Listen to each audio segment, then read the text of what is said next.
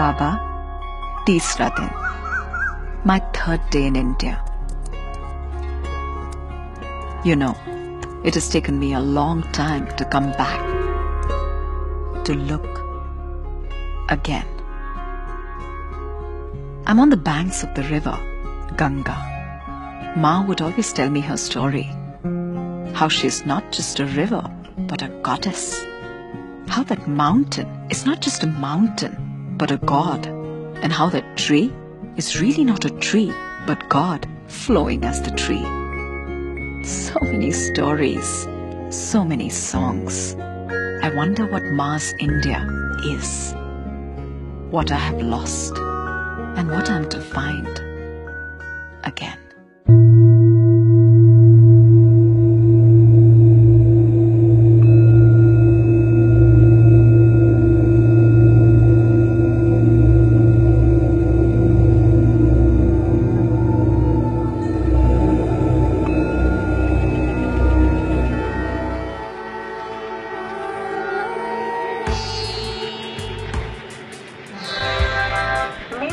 Your attention please. 9323 Indore Bhopal Intercity Express is expected to depart at 6 hours. So, all good things in life are expected. They may happen or they may not. That's a good sutra to remember, especially when you're attempting a dive into what is perhaps this world's oldest living religious thought. अच्छा people को हम लोग विष्णु अवतार मानते हैं। हाँ, इनकी पूजा होती है। यहाँ तो हर चीज पत्थर में जब भगवान को मानते हैं तो पेड़ में तो भगवान मानते ही हैं, है कि नहीं? Yes, the Hindu thought. Timeless really. 3,000, 5,000, who knows how many years old. And to top that, diverse. No single founder, no single book, no single right, no single wrong.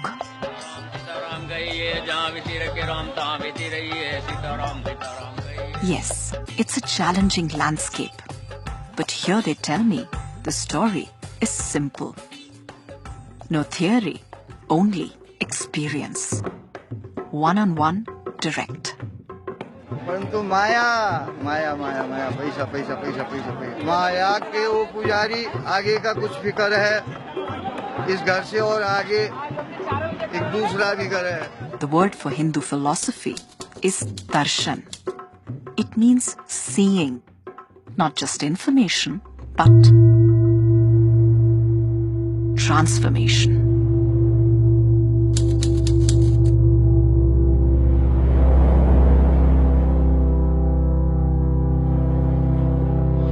You're not good enough, you don't have enough, you're not tall enough, thin enough, rich enough, famous enough. Okay, you are born into a good family, you have a good education, you get married, you climb the corporate ladder, you get to the top, you earn so many millions of dollars, fine. But is that one's life? Baba, love affairs, ambitions, success, failure, happy, sad. everything coming and going, appear and stay for some time and goes away. The real is that which is present, eternally, has always been, will always be. The opposite is the unreal, constantly changing. In between is Maya, that which appears as real, eternal, but is always in flux.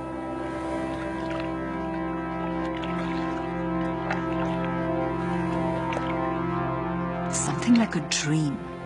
When you're asleep, it's real. When you wake up, it's gone. The beauty of Hinduism is its transcendental nature. There is a transcendence of the physical, even the dream, even the causal, to go beyond all three states of being. And this gift which India gives, it's a key. If you know how to use the key, it helps you in every situation. It helps you to realize that you are not stuck, that there is a way forward, or put it this way, there is a way beyond the normal situation. You are not condemned to repeat the same process over and over again.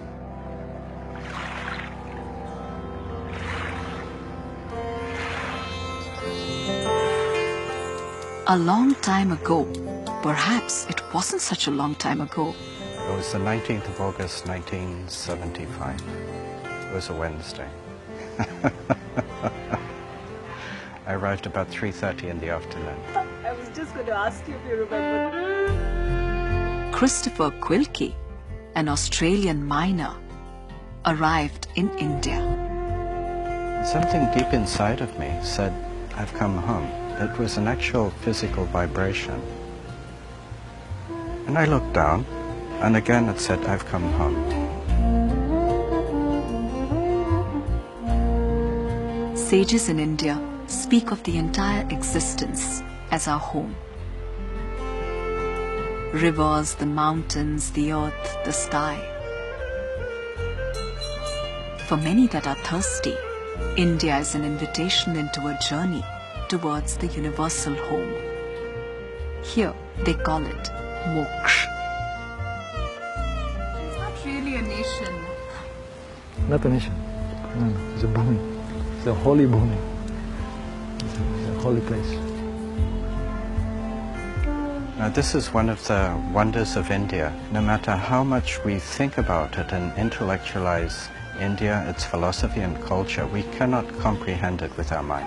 It's something transcendental. And I think that is why Westerners are attracted here, because they cannot control it. It's beyond their powers of analysis, of intellect, and yet they know it's palpable, it's alive. This energy in India feeds people. It feeds their hearts, it feeds their minds, but with an energy which is transcendent. It's not something which you can identify specifically. It's just there. If somebody comes to India, you come open with few concepts. And India has that lila, that beautiful game which will take you where you have to go, you will meet whomsoever you have to meet, and according to your aspirations, you will find that which you are ready for. Nor more, nor less. India, for me, to be frank, India is a great mother. Once upon a time in Spain, Francisco, 15 years of age, went to school. He was given a book to read, the Indian epic Bhagavad Gita, the celestial song. For me, it was the first thing which I had read in this, my 15 years short life, which had meaning. I mean, real meaning. He started practicing yoga, meditation. At the age of 20, some 40 years ago, he came to India and became Swami Satyananda, the one who discovers bliss in the eternal truth. Gita was the key, yes. Some of the shlokas were speaking of Atma. This made a big impression on me. I will call that Purva Jamma Samskar. If I have to explain it, it is a samskar from Purva Jamma, from another life. And that put me in touch with that trend. Na prahrishye priyam prapya no dvije prapya cha priyam Tira buddhira sammudhaha Brahma vibrahmani sthitaha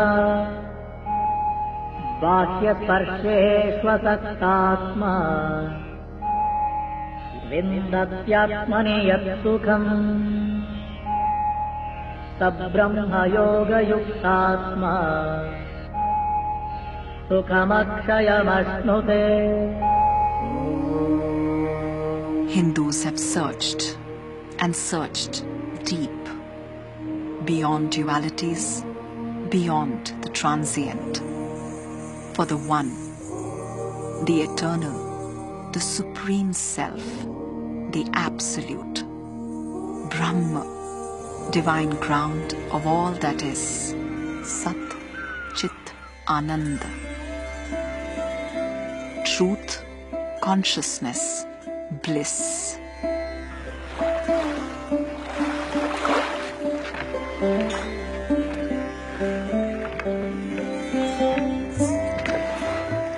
दुल्हन ये परिवार सब नदी नाव संजोग उतरी परे जहाँ तहाँ चले सबे बाटू लोग.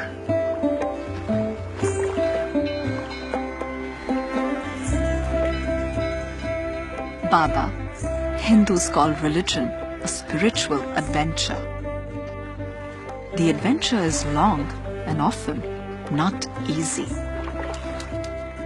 You see my friend Carlos, he's having a tough day. Maya, of course, Maya. Yes, I'm working on it. Maya. This is Maya. Our boatwala stopped for a chai. I mean, he really stopped. He forgot all about time or about poor Carlos, who's getting very late. I love India. I guess it's a bit of a love-hate relationship. You know, the things that makes you love it is the things that annoy you. You know, that flexibility that anything can happen, everything is fluid, approximative. But sometimes when you need to get somewhere, that's where you get, you know, the hard parts. Time here works. Did I just say works? यहाँ तो हर आदमी अपना अपना पाठ करने आया है. जैसे कोई राजा का पाठ कर रहा है, कोई पंडा का कर रहा है, कोई पुजारी का कर रहा है, कोई भिखारी का कर रहा है, कोई कबाड़ी का कर रहा है. हर आदमी अपना अपना पाठ कर रहा है. जिस काम में, जिस धाम में या जिस नाम में रहो, श्री राधा रमण राधा रमण राधा रमण को. The Hindu tradition is of many lives, many philosophies, many cultures, subcultures, and many more.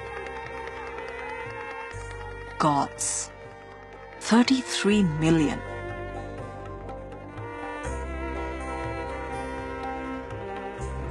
It's an immense ocean. Some of the popular gods with many stories include the preserver, Vishnu, his 10 incarnations, including the noble Ram, and the multidimensional Krishna, the destroyer Shiva with his multiple forms as a cosmic dancer, a renunciate, a lover. And there is also the mother goddess Shakti with her numerous forms. You see, Hinduism has no one founder, no one book, no one practice, and some would say not even one name. The name Hindu came when the Persians came this way, from this side of India, Bharat. The people who lived on the other side of the Indus river, the Sindhu river, were called Hindus. And then with the Muslims and the English, that the word Hindu started to be connected with the religious tradition or the spiritual tradition of the people living in that area. But the real name of Hinduism is Sanatana Dharma. In the olden texts, we don't see the word Hindu. Sanatana Dharma means the eternal Dharma. It's not founded by anybody. It does not depend on any book or a particular teaching. It's part of the cosmos. It's understanding the rhythm of the cosmos. That is Hindu Dharma. Being in tune, being in harmony with that rhythm.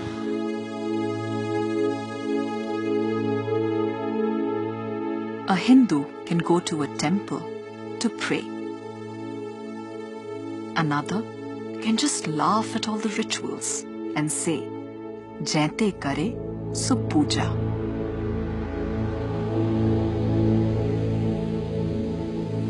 With hundreds and thousands of different approaches, because Hindu Dharma accepts the multiplicity and the variety in nature. In nature, do we look at these trees?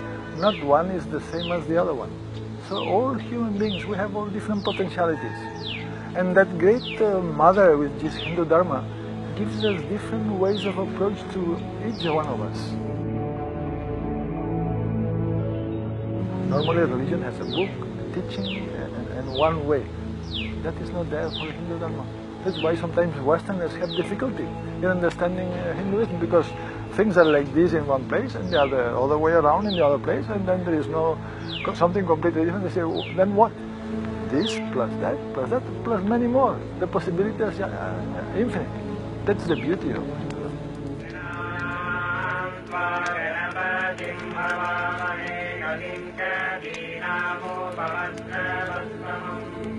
The greatness of India is that it has maintained a continuous flow from ancient times of a consciousness which we today cannot quite fathom.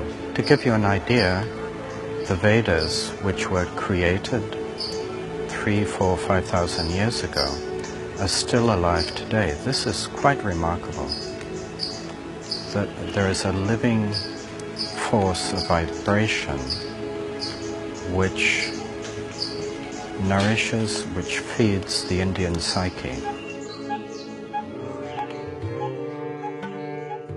Baba, this is the 21st century. Now the Vedas were created thousands of years even before Christ. Some say 3000 BC. And here Christopher was saying that Vedas still live within the Indian psyche. I looked within. And then I remembered a song I have heard since I was a child. Lead me from untruth to truth, from darkness to light,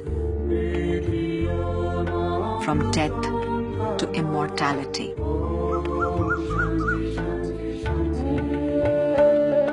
What's the greatest gift that India has given to the world? The Veda. I know it sounds crazy, but it's the Veda, you know, it's all in the Veda, the Rig Veda and the Sama Veda, and how creation comes, the reverberation of sound. You know, we come from a world of nothingness, and yet this looks all surreal. And there's a whole mechanism of how it happens, and it's explained in the Veda. The Egyptians have the pyramids, the Greeks have the Parthenon, China has the Great Wall of China, whereas India has the Vedas. So it's not made in stone, and this is the difference between India and other civilizations. The Indian heritage is based on sound. It's not based on stone. So you cannot pinpoint it as such. And this sound permeates the whole of India, from Kashmir to Kanyakumari.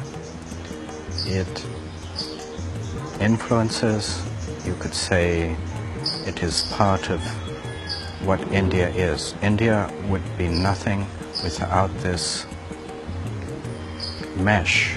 You could call it a mesh. It's a subtle mesh understanding. Mangalam, Mudaka Mangalam, Mudaka Mangalam, Agni Mangalam, Agni Mangalam, Vayu Mangalam, Vayu Mangalam, Gagana Mangalam, Gagana Mangalam, Surya Mangalam, Surya Mangalam, Chandra Mangalam, Chandra Mangalam, Jagata Mangalam, Jagata Mangalam, Jiva Mangalam, Jiva Mangalam, Deha Mangalam, Deha Mangalam, Mano Mangalam, Mano Mangalam, Atma Mangalam, Sarva Mangalam, Bhavatu Bhavatu Bhavatu. Om Shanti, Shanti, Shanti.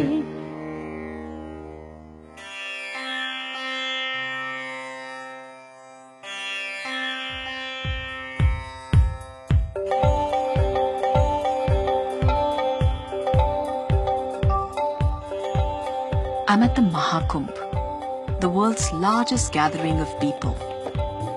A pilgrimage that happens every 12 years. since God knows how many years. Hindus from all over are here celebrating Sangam, the merger of India's 3 sacred rivers. Ganga and Yamuna, present in their physical form. But the third, Saraswati, Saraswati माता गुप्त नदी वो नहीं दिखती, वो अंतरवाड़ी नहीं दिखती। घर में माता बहन लोग 3 चोटी बनाती हैं, घर में बांधती हैं, उसको कंप्लीट करने के बाद 2 दिखती है, उसी तरह ये भी रहती है। रहती 3 है, दिखती 2 है कंप्लीट होने के बाद। बस इतना ही। Sometimes I feel India is also like Saraswati, essentially present.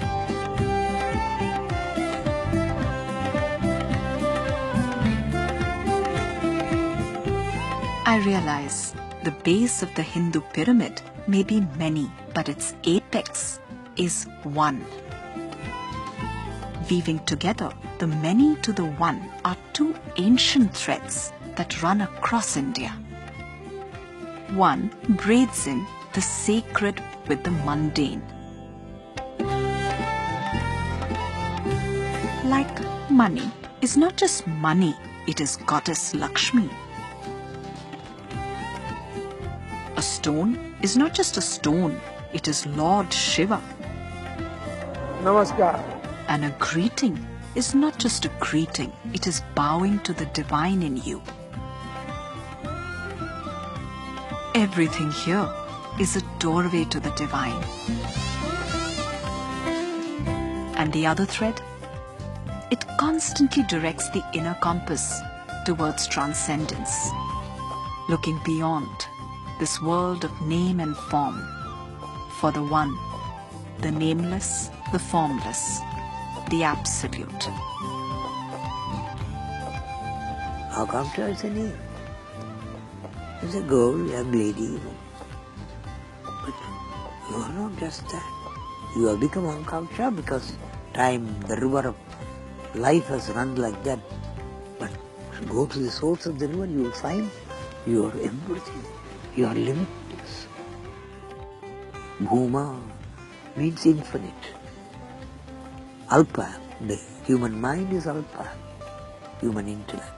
But yourself is Bhuma, the limitless. He says, Alpe Sukham Nasti, there is no joy in the limited, in the complete, the perfect, the whole, the infinite. Alone is joy.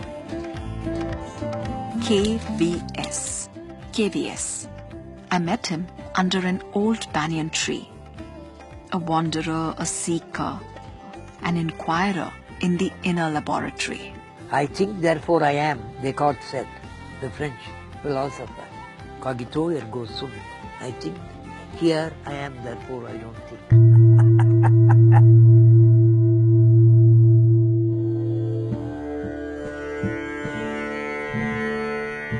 I'm sitting in a dark room in the mountains, staring out at the tree.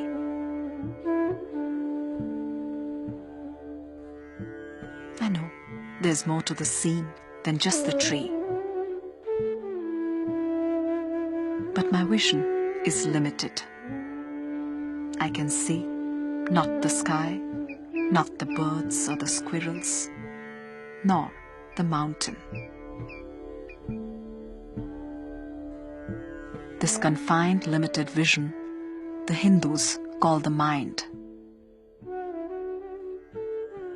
This barrier that separates the dance of my breath from that of the tree is what they call the ego, Ahankar.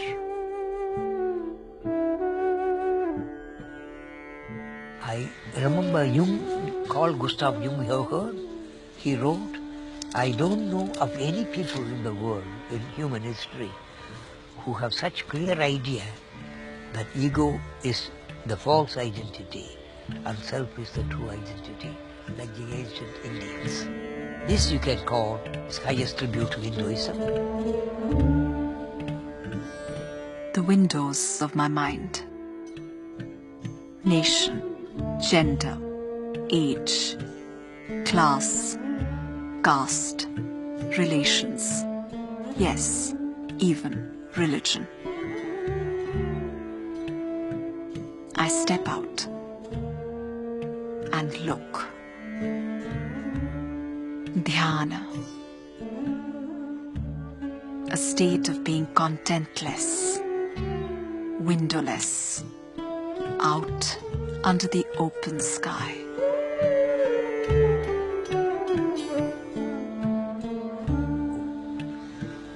There must be something outside of this little yearning and spending. And being at the mercy of people. Somebody says good, you are happy. Bad, you are unhappy.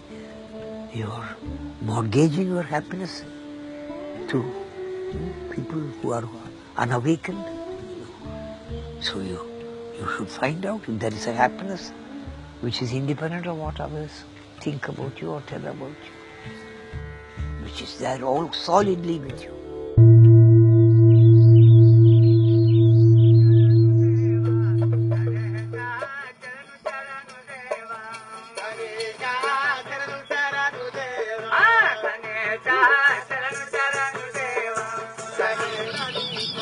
Baba, happiness comes easy in the mornings.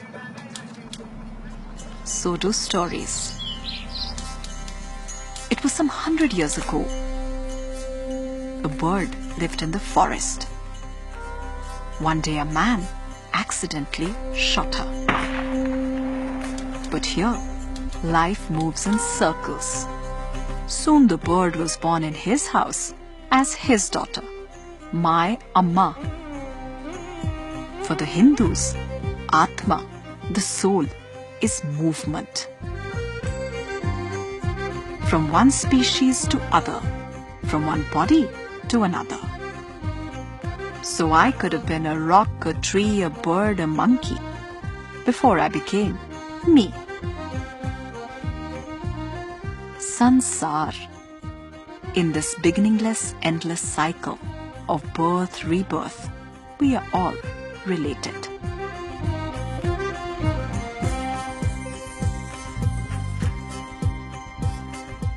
Life is a vast drama. On the stage, there is good, there is evil, there is joy, there is tragedy. But watching it all, beyond it all, is the unborn, undying, untouched Atma. Here they say it's on a pilgrimage to eternity, moksha.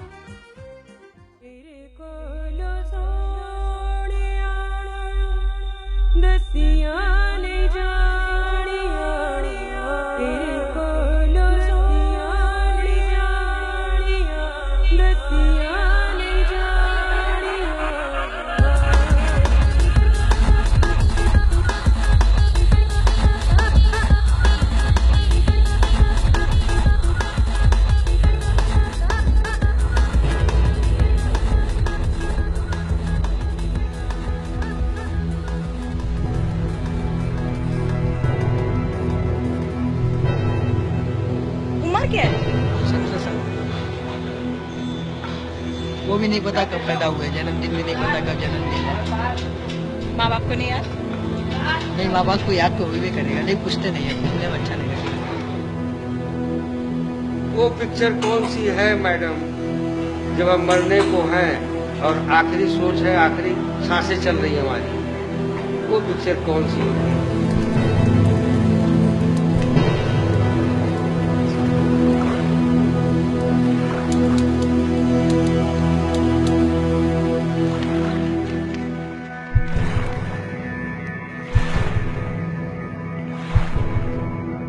Kashi is known as Mokshadham, the bestower of immortality. Paradoxically, in its very heart throbs death.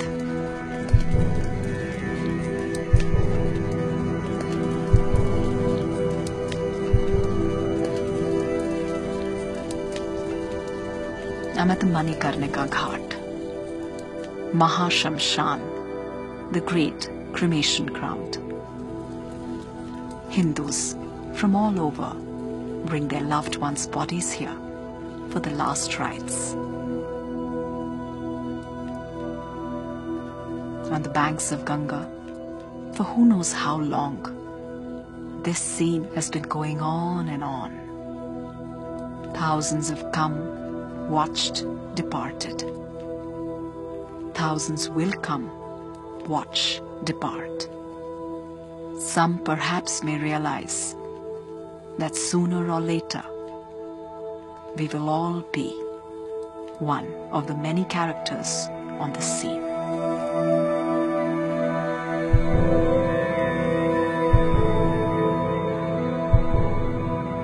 हम जानते हैं आपको, ठीक है, आप मर गए, मरेंगे नहीं लेकिन मर गए, मान लीजिए आप मर गए, तो हम लोग जितने दोस्त हैं, लोकल दोस्त हैं, हम लोग सबको पैसा मिला के यहाँ जला देते हैं, ठीक है, इसी को कर्मा बोलते हैं, इसी को कर्मा बोलते हैं। अब वो नसीब वाले रहते हैं कि ये सब करते हैं। देहिनो अस्मिन् यथा देहे कौमारम यौवनम चरा तथा देहांतर प्राप्तिर धीरः तत्र न मुह्यति. Body is like a clay pot. One breaks, another is created. The untouched Atma moves from the old to the new. But it carries with it residues of actions, of desires, of ignorance that prevent its union with the whole.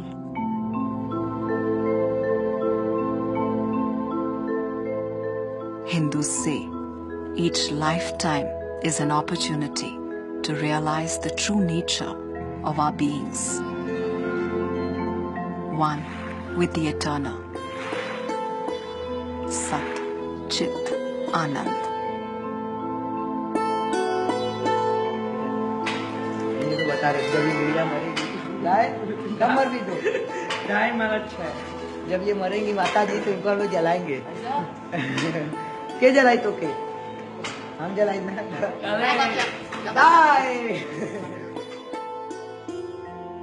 Dai is very popular with the gully boys.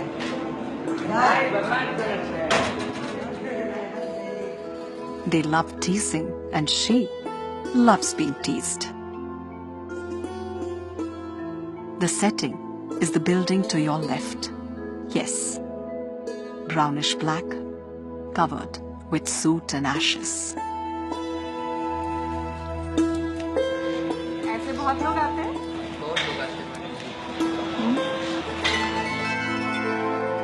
The fundamental myth of Kashi is moksha.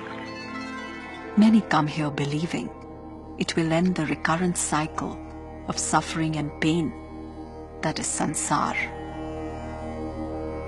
The leaf falls, the tree stands. The tree falls, the grove stands. The grove is finished, the forest remains. We are a forest. And we think we are a leaf, we are afraid of turning yellow, losing our green and falling. Finished.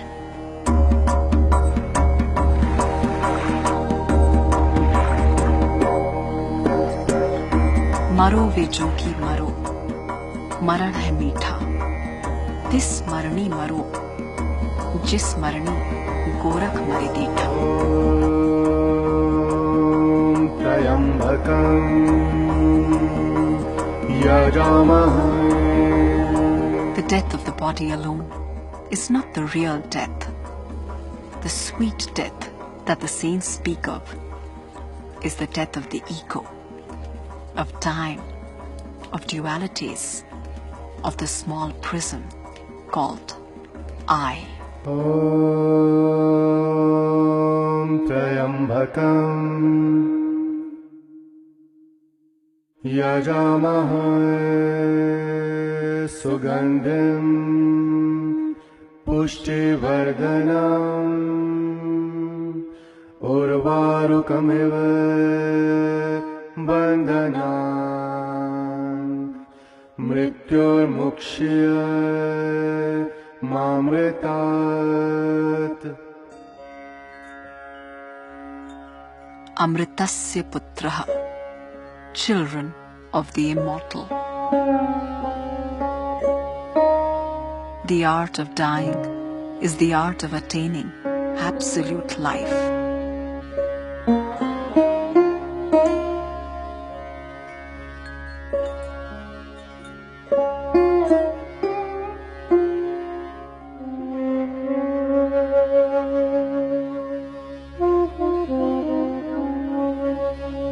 Baba, India, elates, melts, terrifies, shocks, teases my entire being.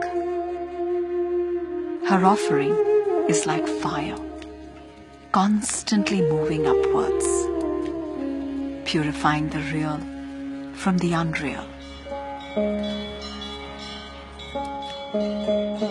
In thousands of ways, she cajoles. Choose what you like. Meditation, prayer, dancing, singing, chanting, what you like. But choose. When the universal is our home, our birthright, why remain confined to being just human?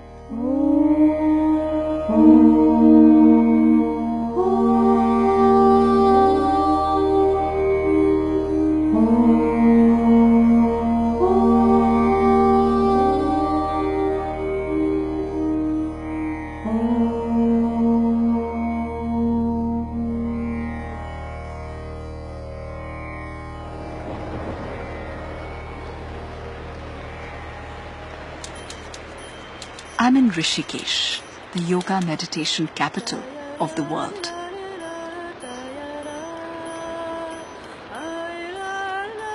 People from around 30 countries are here. What brings you here? Spiritual teachings and knowledge. Life. Happiness. Some are looking for a good body, some for a clean heart, some for happiness, others for growth.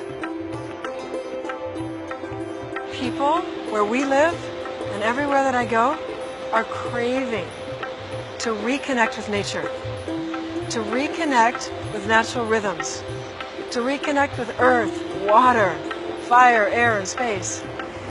And in every way, India holds the treasure, holds the solution for this. People are hungry for what India has to offer. We have so many things. I come from America. We have everything.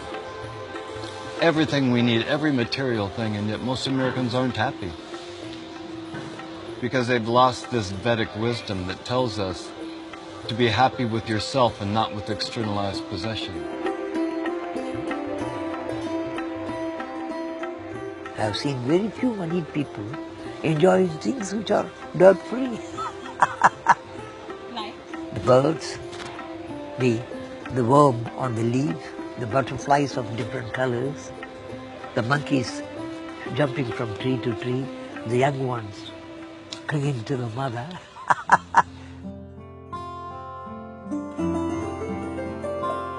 Enormous banyan tree from a tiny seed. Sunshine through the leaves. The river of life dancing past the rocks. The path of least resistance. Imagine, even the Vedas told us, and they come from thousands and thousands of years ago, before modern telecommunications, before Facebook and the internet and television and telephones and Googling and text messaging. And they told us back then that we need to still the mind. Here is Bhavaram sharing with me his river of life. Once known as Brad Willis, Bhavaram was a successful war correspondent, covering some of the most momentous events of our times, Persian Gulf War included. But as always, life had its own plans. Bhava had an accident. He broke his back, was declared permanently disabled.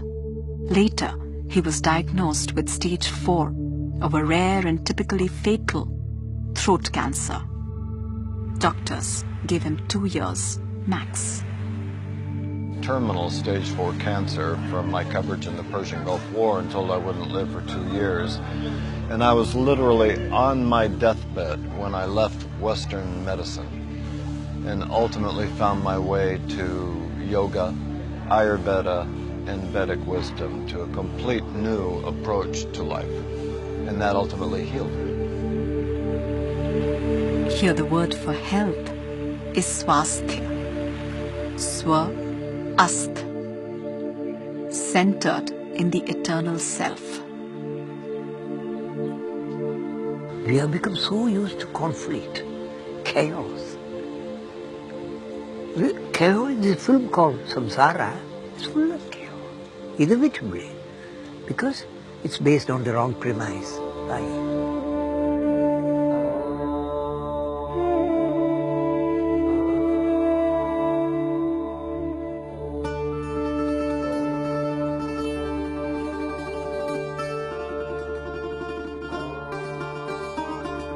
Yoga, union. No matter how broken, diseased, or lost we are, our umbilical cord to the eternal continues throbbing within. They say it is simply a question of remembering, reconnecting. Every moment is a possibility. Most of the time we're blind, so we have to wake up. Every moment is a possibility to understand that the immanent is also transcendental.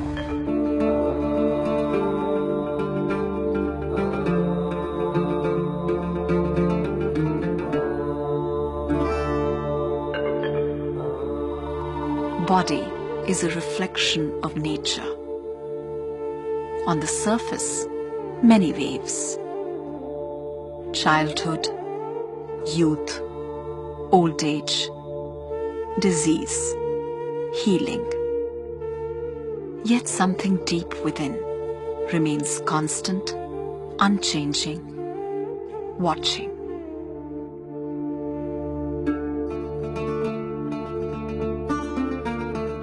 Sakshi, the witness. The witness is the self. It doesn't participate, it only observes. The mind participates. It creates the drama of life, it participates in it, suffers. The Upanishadic mantra beautifully explains it. 2 birds sat on the same branch. Do suparna samanam vriksham parishat vijata. One of them was eating the pipala fruit. The other not eating, just observes. Eating, consuming, identifying with the whirl of changes on the periphery. Love, hate, success, failure, happy, sad. At the center, unchanging, eternal, the watcher, Sakshi. Tayoranyah anaksham advichakashiti.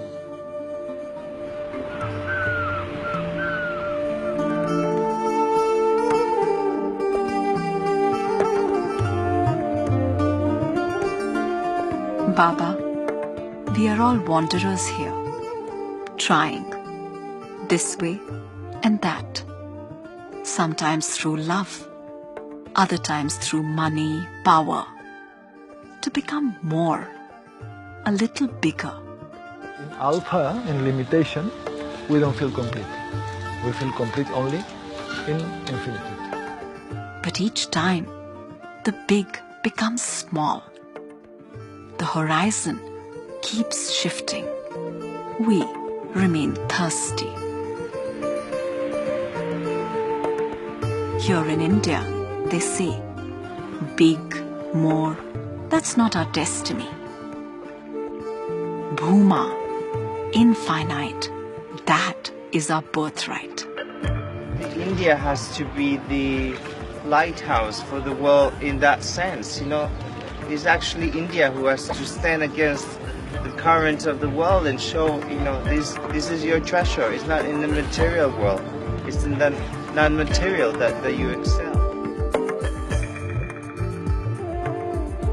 Through different people, different songs, I hear India giving that one single call. Is it like a connection that you feel with something that is ever present, universal? Yes, it's a totality. It is a sense that everything is complete as it is. Even if it's imperfect, it's fine. Yeah, it's okay. Is that what could be meant by moksha also? Maybe, yeah. I know, Baba. My wandering has just begun.